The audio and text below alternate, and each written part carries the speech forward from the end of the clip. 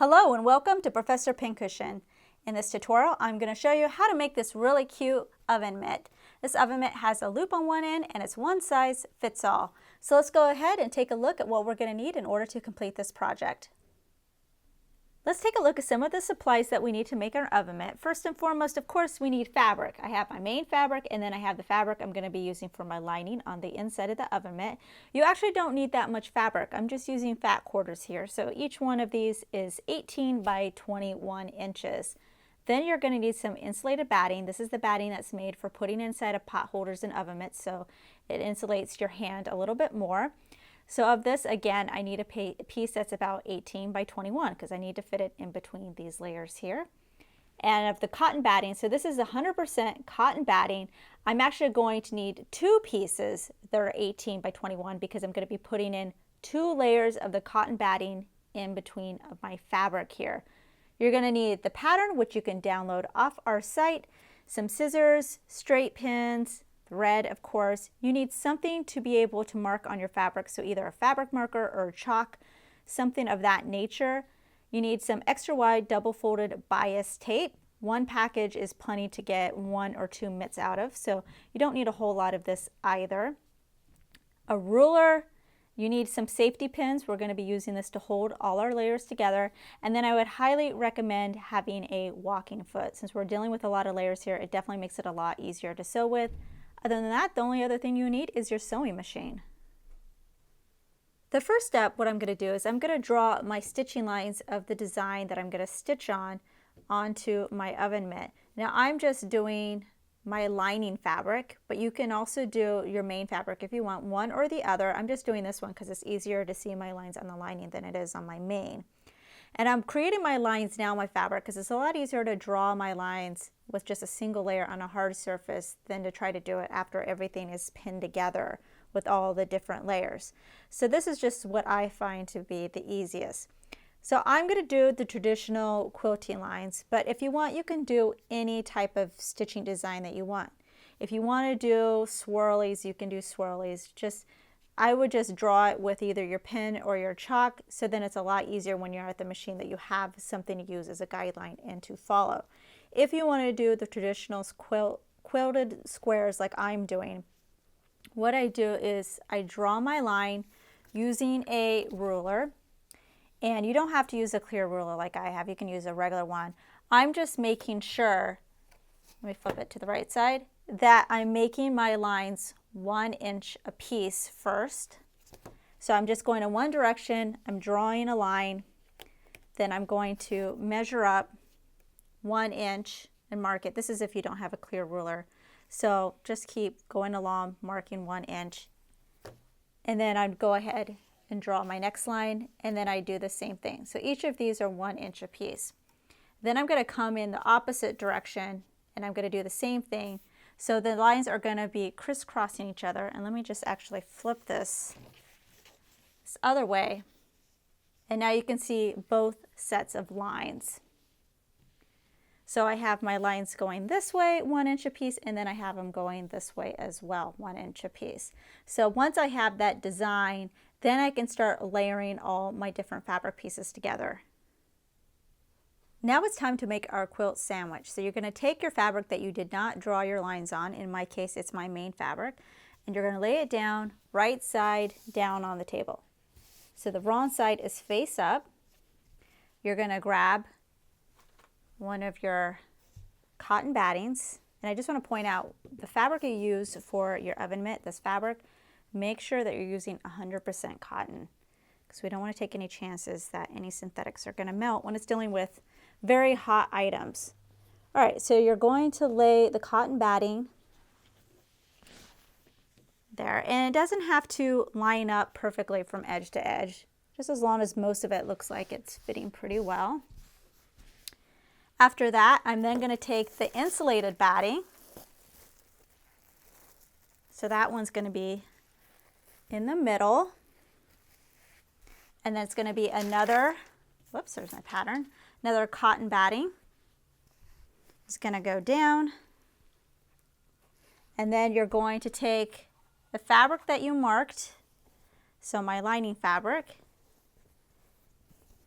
is now going to be put on top, right side facing up. So if I was to flip this over, we'd see the right side of this fabric and then the right side of this fabric. So that's going to complete our little quilting sandwich here. So I'm just going to make sure everything looks pretty good. And again, you don't have to, like, these edges don't have to line up perfectly because we're not going to be using the edges. We just want to make sure that we have enough that we can do one pattern and then do the other one. So some of this on the bottom is going to be cut off. So once you have it all together, I'm then going to grab my safety pins and I'm going to start in the middle and I'm going to go through all layers and I'm going to pin it together. And then I'm going to grab another one. I'm going to go just a little bit of ways from that. Again, going through all layers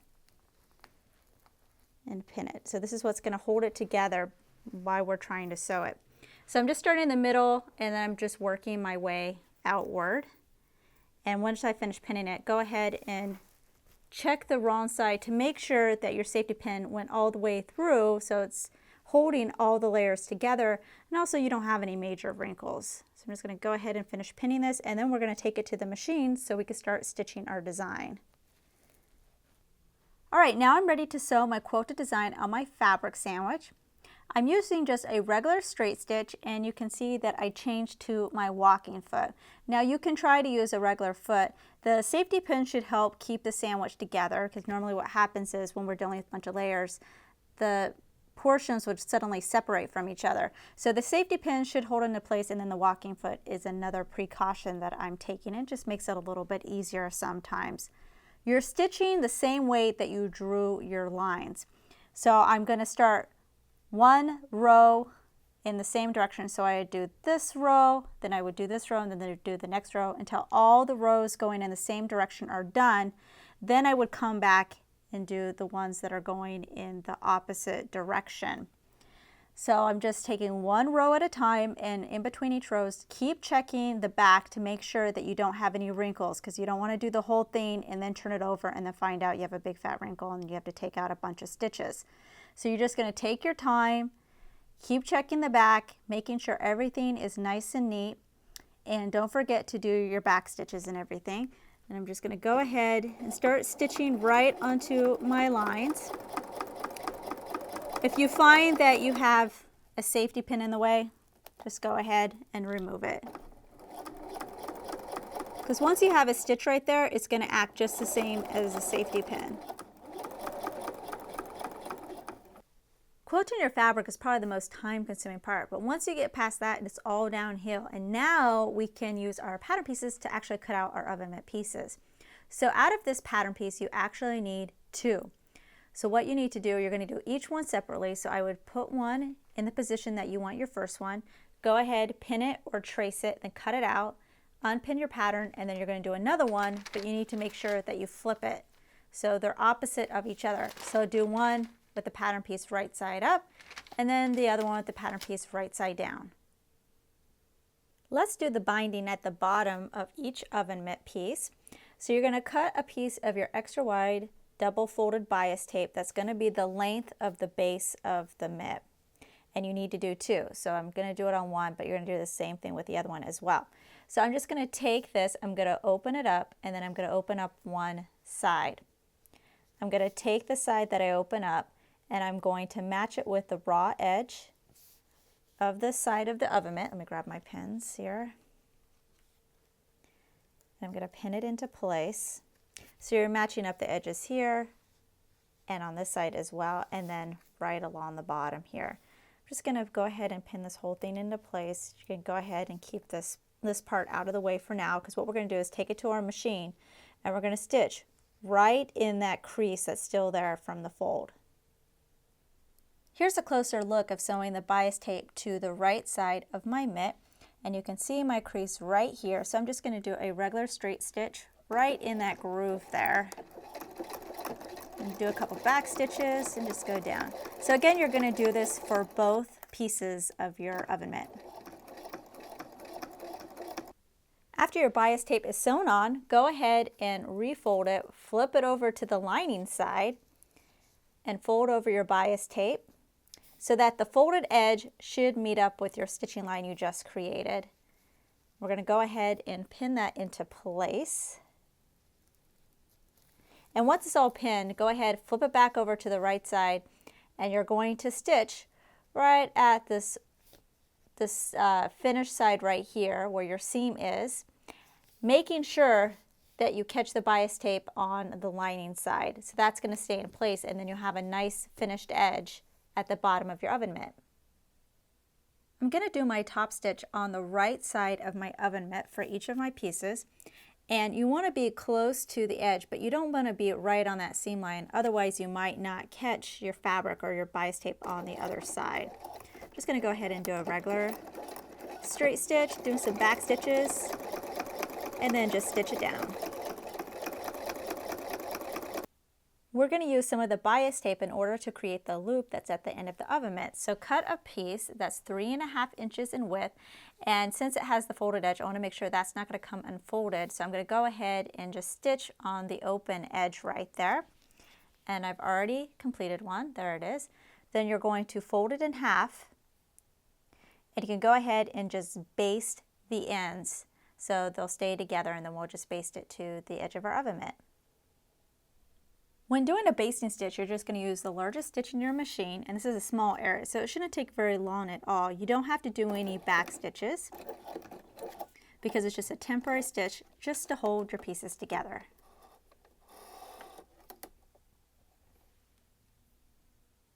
Then you're going to baste your loop to the right side of one of your mitts. So once this is stitched and we flip it right side out, your loop is going to go out like this. And I always put the loop on this opposite side of where the thumb is in the mitt. So my thumb is on this side, so I'm making sure that I put my loop on the right side.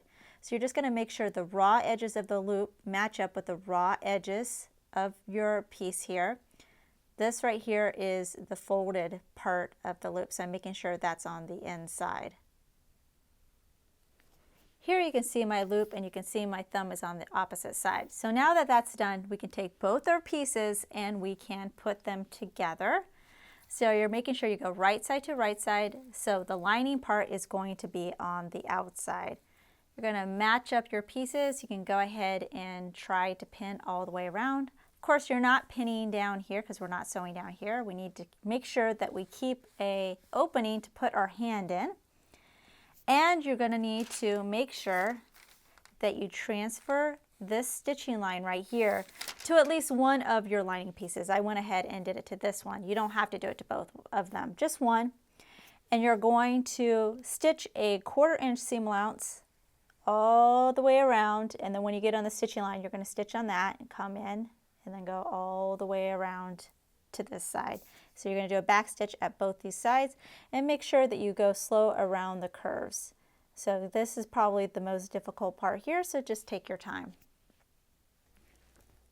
So I'm just getting to the point where my stitching line is, and if you need to adjust, leave the needle in, lift the foot, and then you can adjust where you're sewing. Alright, so I'm just going to follow along with this line now. And when I get to the end, it's going to be the same sort of pivot method. So when I get to that bottom part, go ahead, leave your needle in, lift your foot, turn your fabric, and then go back up the stitching line. And then once you get past that point, you're going to continue with your 1/4 inch seam allowance. At this point, you're ready to flip your oven mitt right side out, but before you do, I think it's a good idea to trim off as much bulk as possible in the seam allowance. Otherwise, it just builds up and it doesn't look right in your oven mitt. Especially here where we had the stitching line, I cut into this area and I try to trim out as much as possible. Otherwise, you get a lot of puckering right here where the thumb and the rest of the oven mitt is. So just come in here, try to cut down as far as you can without cutting into your stitches. We want to make sure that our stitches still remain intact. Otherwise, you'll create a hole in your oven mitt. And just try to keep cutting away, and try to get as much bulk out as possible. Now for the fun part, which is turning our oven mitt right side out. And because it's really thick, it is a little bit difficult to do it, but you just got to keep working with it and it'll come out eventually. And then once you finish, if you still see any basting stitches here at the loop, you can go ahead and remove those.